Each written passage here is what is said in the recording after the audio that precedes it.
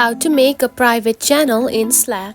If you have been using the Slack application and want to read on how to make a private channel on it, don't worry. In this video, I will show you how to do it. So let's get started. First of all, open the Slack application. Just like this. After opening it, you will find something like this on your home screen. Now tap on to plus button right here. Select it. Then tap on to channel. Now to create channel, simply name the channel just like this and tap on to next.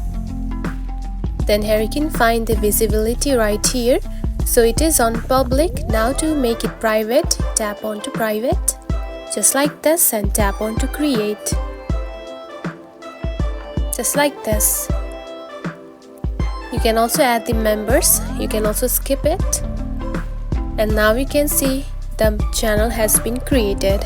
And that's it. This is how you can make a private channel in Slack. It is a very easy process, right?